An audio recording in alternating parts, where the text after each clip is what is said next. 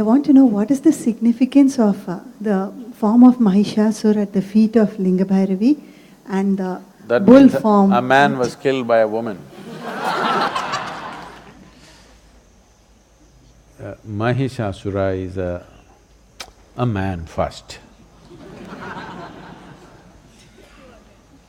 We really don't know much about him, but traditionally he got terribly bad press.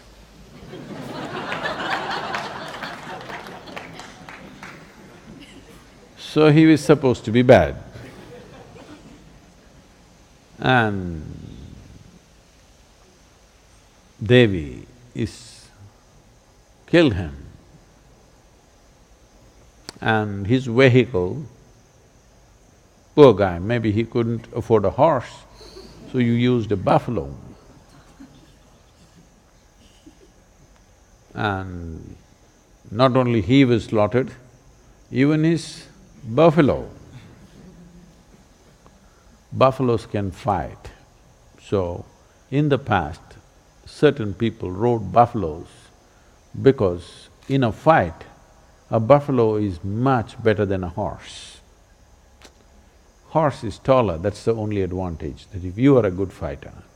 But buffalo, if you train them well and if you keep them well nourished, they can rampage through crowds. So buffalo was a good one. And of course in India people used elephants to fight. He used a buffalo. This imagery has continued just to indicate that the bestiality in a man, the beastly nature, the animal nature in a man, because you didn't drop from heaven as some people believe, you evolved. The qualities of an amoeba, an earthworm, a grasshopper, a buffalo, every kind of beast that evolution went through, elements of those qualities are still with you. Yes, sir, you know. They're still with you.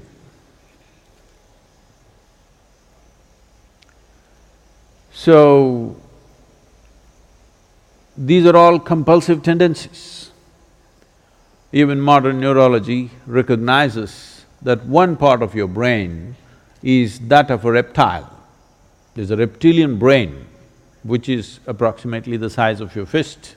So, the evolutionary process, the modern neurology recognizes that there is a part of your brain which is reptilian.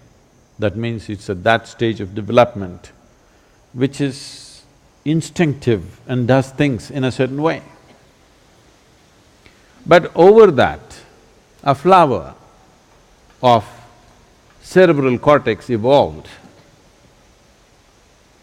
If you function out of this, which is a happening, which happened after human spine became erect.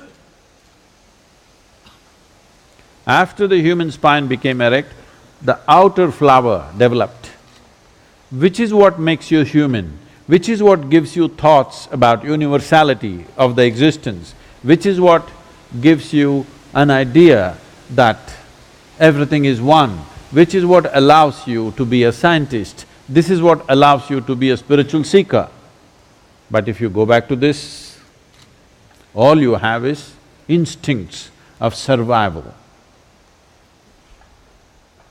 So the entire process, the human effort through education, through spiritual process, through meditation, everything is to move away from this and function from the outer dimension, which is a more recent happening, but this gives you a sense of seamless way of approaching life.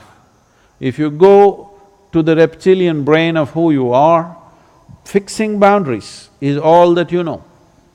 So whenever you are having problems with people around you, always wanting to fix your boundaries. This is mine, this is yours, my space, my air, your air. When it comes, you must know you gotten here. Now the spiritual process, the yogic dimension is looking at how to make this, because if you function only from one aspect of your brain, it'll work, but not enough, you're not using all of it. There is evidence to show that the reptilian brain can become more transparent and starts communicating with the outside part of the brain. There are experiments, there are studies which show that with certain practices of meditativeness, reptilian brain, which is always about fixing boundaries, will begin to communicate with the outer part of the cerebral cortex and it function as one brain. So I don't know if you should. The flower should open up, and that is why in the yogic, you will see all the imagery in the yogic culture, flower, flower, small flower, small flower, small flower, big flower. It opened up. If it opens up, now human intelligence is functioning in a very unifying way, not in a divisive way, not in a way that you will become exclusive, you will become inclusive. Inclusiveness is not a philosophy. Inclusiveness is the nature of the existence. No other creature is able to realize this. They're all busy fixing boundaries. The dog is peeing all over the place, not because of urinary problems, but he's establishing a kingdom, pea kingdom, of course. Human beings are not any different. They're doing the same things in a different way. This is mine, that is mine, that is mine, that is mine. Fixing a kingdom, when it's possible, push it a little bit. When it's possible, push it a little bit. Not possible, put the wall. Happening all the time. So, the imagery or the symbolism is that beast has been killed and put down. That is the symbolism of Mahishasura and his buffalo, dead and down. This means you are big flower. The symbolism is also this, that when masculine exists by its own nature, it naturally lives instinctively. That means this. Only when feminine enters, it can become little open. So when it opened, the masculine or the beastly nature fell at her feet because she rose out of that. So the symbolism in the Devi temple is just that. Because she rose in full power, this bestiality is down there.